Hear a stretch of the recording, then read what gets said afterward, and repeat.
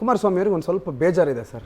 ಒಂದು ವೇಳೆ ಕರ್ನಾಟಕದಲ್ಲಿ ಪವರ್ ಟಿವಿ ಅನ್ನೋದೊಂದು ಇರಲಿಲ್ಲ ಅಂದಿದ್ರೆ, ರಾಕೇಶ್ ಶೆಟ್ಟಿ ಅವರು ಅನ್ನೋರೊಬ್ಬರು ಇರಲಿಲ್ಲ ಅಂತಂದಿದ್ರೆ, ಅವ್ರ ಕುಟುಂಬದ ಅನಾಚಾರ ಹೊರಗಡೆನೇ ಬರ್ತಿರ್ಲಿಲ್ಲ. ಎಲ್ಲರೂ ಸೈಲೆಂಟಾಗೇ ಇರ್ತಿದ್ರು, ಎಲ್ಲರೂ ಆರಾಮಾಗೇ ಇರ್ತಾಯಿದ್ರು. ಇನ್ನೂ ಒಂದು 7 ತಿಂಗಳು ಹೋದ್ರೂ ಪೆಂಡ್ರೆ ಹೊರಗಡೆ ಬರ್ತಿರ್ಲಿಲ್ಲ. MP ಆಗ್ತಿರೋದು ಇನ್ನೊಂದು 5 ವರ್ಷಕ್ಕೇನು ತೊಂದರೆ ಇರಲಿಲ್ಲ. ಇನ್ನು ವಾಪಸ್ ಬಂದಿದ್ರು ಮುಂದಿನ ಎಲೆಕ್ಷನ್ 2029 ಸಂದರ್ಭದಲ್ಲಿ ಬರ್ತಾ ಇತ್ತು. ಅವಾಗೇನೋ ನೋಡ್ಕೋತೀವಿ, ಟೈಮ್ ಇದೆಯಲ್ಲ ಅನ್ನೋದಿತ್ತು. ನೀವು ಬಂದ್ರಿ, ಪವರ್ ಟಿವಿ ಬಂತು, ಎಲ್ಲ ಹಾಳು ಮಾಡಿಬಿಡ್ತು ಅವ್ರ ಲೆಕ್ಕಾಚಾರನ. I don't agree. ನಾವಿಲ್ಲಾದರೆ ಇನ್ನೊಬ್ರು ಯಾರೋ ಎತ್ತಾ ಇದ್ರು. That is not.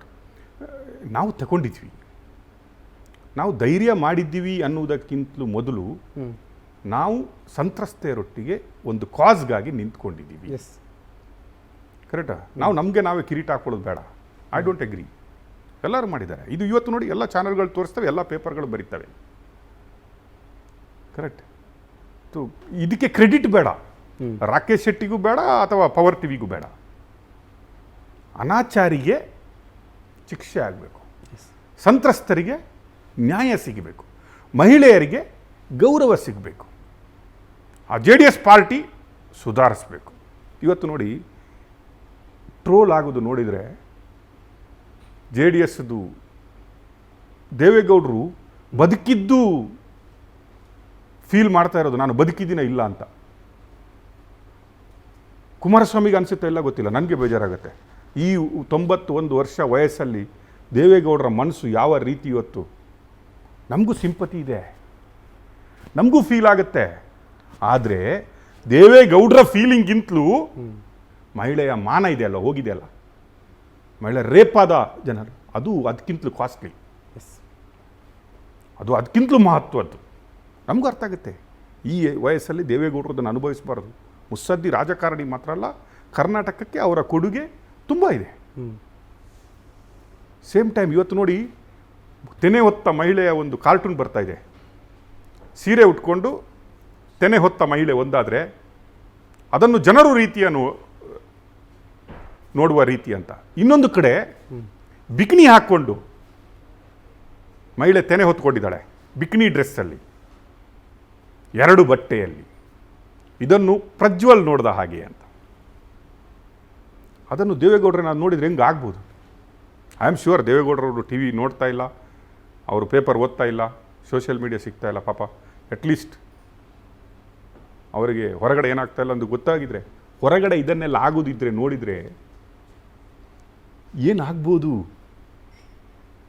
ಇವತ್ತು ಇದೇ ಕುಮಾರಸ್ವಾಮಿ ಅವರು ಹೇಳ್ತಾರೆ, ಪತಿಕೃತಿ ದಹನ, ನಮ್ಮ ಮುಖಗಳನ್ನು ಮಾಡಿ ದಹನ ಮಾಡ್ತಾ ಇದ್ದಾರೆ. ಯಾಕೆ? JDS ಕಾರ್ಯಕರ್ತರು ಯಾವತ್ತು ದಹನ ಮಾಡೇ ಇಲ್ವಾ? ಇದು BJP ಕಾಂಗ್ರೆಸ್ ಇದ್ದು ಮಾತ್ರ ಮಾಡಿರೋದ? JDS ಕಾರ್ಯಕರ್ತರು ಯಾವತ್ತು ಹೊತ್ಕೊಂಡು ಹೋಗಿ ಬೆಂಕಿ ಹಾಕೇ ಇಲ್ವಾ? ಬೆಂಕಿ ಹಾಕೇ ಇಲ್ವಾ? ಪುನೊಂದು ಕುಮಾರಸ್ವಾಮಿ ಅವರು ಹೇಳ್ತಾರೆ, ನಾನು ಕರೆ ಕೊಟ್ಟರೆ ನಾಳೆ ಇಡೀ ಕರ್ನಾಟಕ ಒತ್ತಿ ಉರಿಯುತ್ತೆ ನನ್ನ ಕಾರ್ಯಕರ್ತರಿಗೆ ಅಂತ. It's A straight away threatening. ನಾಳೆ ನಾವು ಸುದ್ದಿ ಮಾಡಬೇಕಾದ್ರೂ ಹೆದರ್ಕೋಬೇಕು. ಕುಮಾರಸ್ವಾಮಿ ಅವರು ಕರೆ ಕೊಟ್ಟರೆ ನಮ್ಮ ಆಫೀಸ್ ಏನಾಗ್ಬೋದು? ಒಂದು ಗವರ್ಮೆಂಟ್ಗೇನೆ ಅವ್ರು ಥ್ರೆಟನ್ ಕೊಡ್ತಾ ಇದ್ದಾರೆ ಕೂತ್ಕೊಂಡು. ಈ ಸಲ ನೋಡಿ ಎಚ್ಚರಿಸ್ತಾ ಇದ್ದೀನಿ, ನಾಳೆ ನಾವು ಹೊರಗಡೆ ಓಡಾಡ್ಬೋದಾ ಕುಮಾರಸ್ವಾಮಿ ಅವರು ಕರೆ ಕೊಟ್ಬಿಟ್ರೆ? ಏನ್ರಿ 2 ಸಲ CM, ಹೆಂಗಿರಬೇಕಿತ್ತು ನುಡಿ ಇವತ್ತು? ಎಲ್ಲರೂ ನಾವೆದ್ಬಿಟ್ಟು ಸಲ್ಯೂಟ್ ಹೊಡಬೇಕಿತ್ತು, ನಾವೆದ್ಬಿಟ್ಟು ಇನ್ನೊಮ್ಮೆ ಇವರು CM ಆಗಬೇಕಂತ ಹೇಳಬೇಕಿತ್ತು. ಕರೆಕ್ಟ್ ಅಲ್ಲ? ತಪ್ಪು ಮಾಡಿದರೆ ಇಂಥವನು ನನ್ನ ಮಗನಾದ್ರೇನು, ಪಕ್ಕದವನ ಮಗನಾದ್ರೇನು, ನನ್ನ ಪಾರ್ಟಿಯವನಾದ್ರೇನು, ಇನ್ನೊಂದು ಪಾರ್ಟಿಯವನಾದ್ರೇನು, ಅವನು ವ್ಯಭಿಚಾರಿ, ಅವನು ಅದು ರಿಪೋರ್ಟ್ ಬರಲಿ. ಅದು SITಯಲ್ಲಿ ಏನಾಗಲ್ಲ ಅಂತ ಅವರೇ ಹೇಳ್ತಾ ಇದ್ದಾರೆ. ಅವರೇ ಕ್ಲೀನ್ ಚಿಟ್ ಕೊಟ್ಟಾಯಿತು. ಕುಮಾರಸ್ವಾಮಿ ಅವರು ಇವತ್ತು ಕ್ಲೀನ್ ಚಿಟ್ಟು ಪತ್ರಕರ್ತರ ಎದುರುಗಡೆ ಕೂತ್ಕೊಂಡೇ ಕೊಟ್ಟವ್ರೆ. ನೋಡಿ, ನೀವು ಅದನ್ನು ವಾಪಸ್ ನೋಡಿಬೇಕಾದ್ರೆ ಹೇಳ್ರಿ, SITದೆಲ್ಲ ತೆಗೀರ್ರಿ, ಎಷ್ಟು ವರ್ಷದಲ್ಲಿ ಯಾವ್ದು ಕಿತ್ತಾಕಿದ್ರಿ, SIT ಮಾಡಿಬಿಟ್ಟು ಅಂತ ಹೇಳೋರು ಅವರು. ಅಂದರೆ ಈ SIT ಮಾಡಿನೂ ನಮ್ದು ಏನು ಕಿತ್ಕೊಳ್ಳಲ್ಲ ನೀವು, ಇದರಿಂದ ಏನು ಬರಲ್ಲ. ಸಂತ್ರಸ್ತರದೇ ಗುಟ್ಟು. Very technically speaks. ಅದು ಕನ್ನಡದಲ್ಲಿ ಟೈಪ್ ಆಗಿದೆ, ಎಲ್ಲಿ ಟೈಪ್ ಆಗಿದೆ, ಎಷ್ಟು ಗಂಟೆಗೆ ಕೊಟ್ಟರು, ಎಲ್ಲಿ ಕೊಟ್ಟರು, ಅದು ಎಲ್ಲಿಂದ ಎಲ್ಲಿಗೆ ಹೋಯಿತು, ಅದು ಎಲ್ಲಿ FIR ಆಯಿತು, ಇಷ್ಟು ಗೊತ್ತಿರುವ ಕುಮಾರಸ್ವಾಮಿಗೆ ಶೂಟಿಂಗ್ ಎಲ್ಲಾಯಿತು, ಆ ಹೆಣ್ಮಗಳು ಯಾರೋ, ಆ ಮೆಸೇಜ್ ಕನ್ನಡ ಶೂಟಿಂಗ್ ಮಾಡಿದವನು ಯಾರೋ, ಮೆಸೇಜ್ ಕನ್ನಡ ಶೂಟಿಂಗ್ ಮಾಡಿದವನು ತನ್ನ ಪಾರ್ಟಿಯಲ್ಲಿ ಏನಾಗಬೇಕು, ಶೂಟಿಂಗ್ ಮಾಡಿದವನು ನನಗೆ ರಕ್ತ ಸಂಬಂಧಿಯ, ಶೂಟಿಂಗ್ ಮಾಡಿದವನು ನನಗೆ ಸಂಬಂಧ ಇಲ್ಲ ಬಟ್ ನನ್ನ ಅಪ್ಪನಿಗೆ ಏನು ಸಂಬಂಧ ಅವನು, ಕರೆಕ್ಟಾ? ಆ ಮಹಿಳೆಯರ ಗತಿ ಏನಾಗಬೇಕು, ಶೂಟಿಂಗ್ ಮಾಡಿ ಯಾಕೆ ಇಟ್ಕೊಂಡ, ವಿಕೃತ ಕಾಮಿ ಆಗಲಿ ಸುಸಂಸ್ಕೃತ ಕಾಮಿ ಆಗಲಿ ಅವನು ಇಟ್ಕೊಂಡ, ಕರೆಕ್ಟ್ ಅಲ್ವಾ? ಅದು ಹೆಂಗೆ ಡ್ರೈವರ್ ಹತ್ರ ಹೋಯ್ತು, ಏನಕ್ಕೆ ಹೋಯ್ತು, ಇದು ಗೊತ್ತಾಗಿಲ್ವಾ? ಅದನ್ನು ಅವ್ರು ಪ್ರೆಸ್ ಕಾನ್ಫರೆನ್ಸಲ್ಲಿ ಹೇಳಬೇಕಿತ್ತು. ಇವತ್ತು ಕಂಪ್ಲೇಂಟ್ ಎಲ್ಲಾಯಿತು, ಸಂತ್ರಸ್ತೆದ್ದು ರೆಕಾರ್ಡ್ ಏನು, ಅದು ಹೊರಗಡೆ ಬರುತ್ತೆ, ನಾಳೆ ಕರ್ನಾಟಕ ಬೆಂಕಿ ಹಚ್ಚಿಬಿಡುತ್ತೆ ನಾನು ಆರ್ಡರ್ ಮಾಡಿದರೆ, ಅದು ಹೇಳೋದಕ್ಕಿಂತ ಮುಂಚೆ ಇದನ್ನು ಹೇಳಿದ್ರೆ ಅವರು, ನಾವೆಲ್ಲ ನಂತೆ ಕುಮಾರಸ್ವಾಮಿ ಅವರೇ ನಿಮ್ಮದೊಂದು ಪುತ್ತಲಿ ಮಾಡಿಬಿಟ್ಟು ಎಲ್ಲ ಸರ್ಕಲಲ್ಲಿ ನಾವು ಹಾಕ್ತೀವಿ, ಹಾಲಿನ ಅಭಿಷೇಕ, ಹಾಲಿನ ಅಭಿಷೇಕ, ಅನಿಲ್ ಕುಂಬ್ಳೆ ಸರ್ಕಲ್ ಹೊರತ್ತಾ ಇದೆಯಲ್ಲ ಹಂಗೆ ನಿಮ್ಮದು ಒಂದು 4 ಮಾಡುವ ಅಂತ ಹೇಳ್ಬೋದಿತ್ತು. What is trying to prove politics in this? Congress ಅನ್ನು ಹೇಳ್ತಂದು ಪಾಲಿಟಿಕ್ಸ್ ಮಾಡ್ಬೇಕಂತ ಅಲ್ಲ, ಇನ್ನೊಂದು ಪಾರ್ಟಿ ಅಂತಂದು ಪಾಲಿಟಿಕ್ಸ್ ಮಾಡ್ಬೇಕಂತನಾ? Is only politicising it. Yes, ಕರೆಕ್ಟಾ?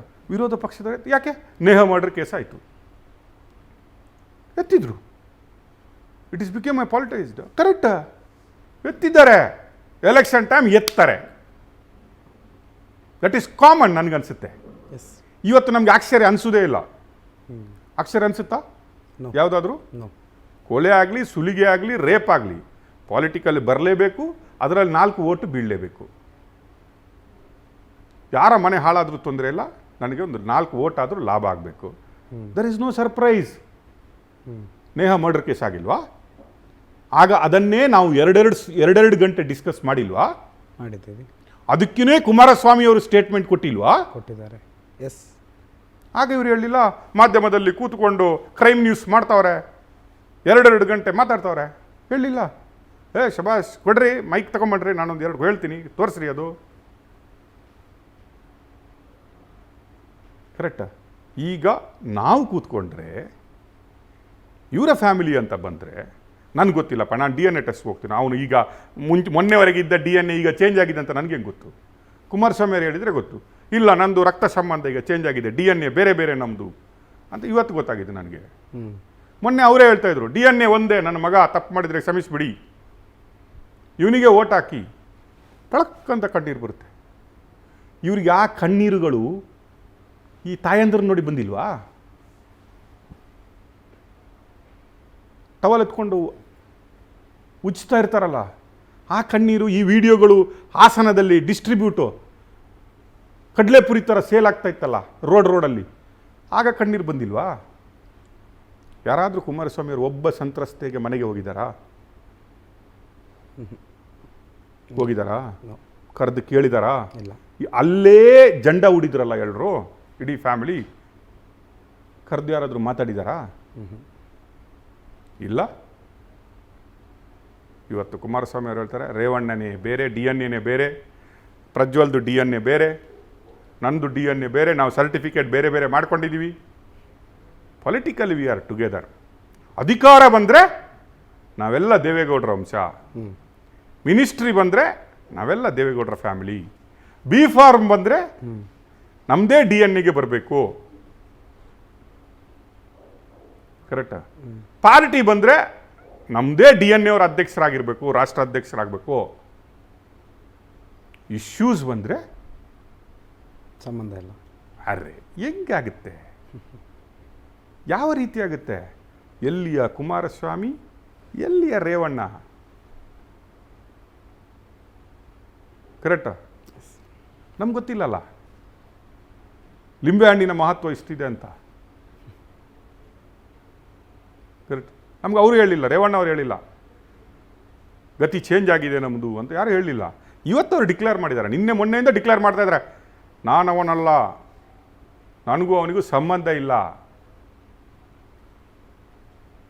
ಅಟ್ಲೀಸ್ಟ್ ಈ ಶುಡ್ ಹ್ಯಾವ್ ಟೇಕನ್ ರೆಸ್ಪಾನ್ಸಿಬಿಲಿಟಿ ಆಗಿ ರಾಜ್ಯಾಧ್ಯಕ್ಷ ಆಗಿ ನನ್ನ ಪಾರ್ಟಿಯ ಸಂಸದಾದರೂ ತಗೊಬೋದಿತ್ತಲ್ಲ.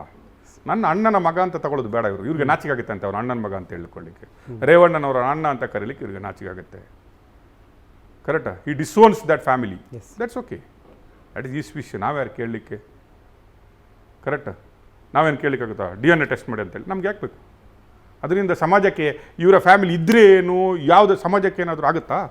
ಇವರು ಒಟ್ಟಿಗಿದ್ರೇನು, ಬೇರೆ ಬೇರೆ ಆಗಿದ್ರೇನು, ಏನಾದರೂ ಸಮಾಜಕ್ಕೆ ಏನಾದರೂ ಆಗುತ್ತಾ? ಇಲ್ಲ. ಇವರು ಬೇರೆ ಆದರೂ ಏನಾಗಲ್ಲ, ಒಟ್ಟಿಗಿದ್ರೂ ಏನಾಗಲ್ಲ. Correct. But you could have own the responsibility as a ರಾಜ್ಯಾಧ್ಯಕ್ಷ.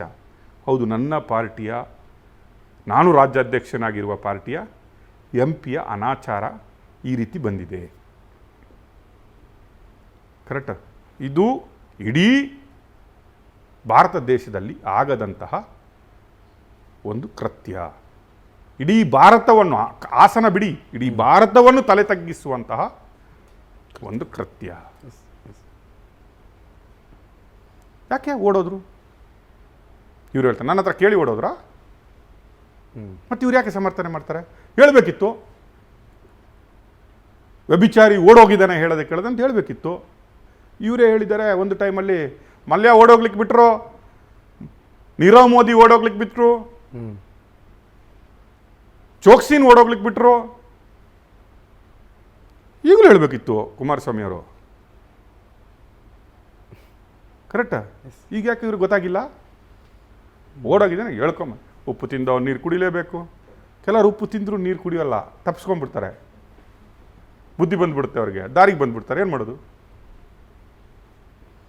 ಅಂಥ ಕುಮಾರಸ್ವಾಮಿ ಅಲ್ಲ, ನಾನು ಅದೇ ಹೇಳಿದ್ರಿ, ಕೆಲವರು ಉಪ್ಪು ತಿಂದವ್ರು ನೀರು ಕುಡಿಯೋದೇ ಇಲ್ಲ, ದಾರಿಗೆ ಬಂದ್ಬಿಡ್ತಾರೆ.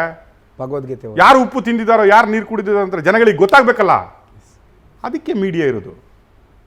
ಈಗ ಎಲ್ಲಾದರೂ ಕುಮಾರಸ್ವಾಮಿ ನೀರು ಕುಡಿದಿದ್ದಾರಾ, ಉಪ್ಪು ತಿಂದಿದ್ದಾರಾ? ಅಲ್ಲ, ಕುಮಾರಸ್ವಾಮಿಯಿಂದ ಯಾರಾದರೂ ನೀರು ಕುಡಿದಿದ್ದಾರಾ, ಉಪ್ಪು ತಿಂದಿದ್ದಾರಾ? ನಮಗೇನೋ ಗೊತ್ತಾ? ನಮಗೆ ಬೇಕಾದು? ಬೇಡ. ಅವ್ರು ಉಪ್ಪು ತಿನ್ನಲಿ ಅಥವಾ ಮಿಲ್ಕ್ ಶೇಕ್ ಕೊಡಲಿ, ನಮಗೇನು? ವೈ ವಿ ವಾಂಟ್ ವೆನ್ ಈ ಕ್ವಶನ್ಸ್ ಅಸ್. ಐ ಥಿಂಕ್ ನಾವು ನಮ್ಮ ಆತ್ಮಸಾಕ್ಷಿಗಾಗಿ we are questioning him. S.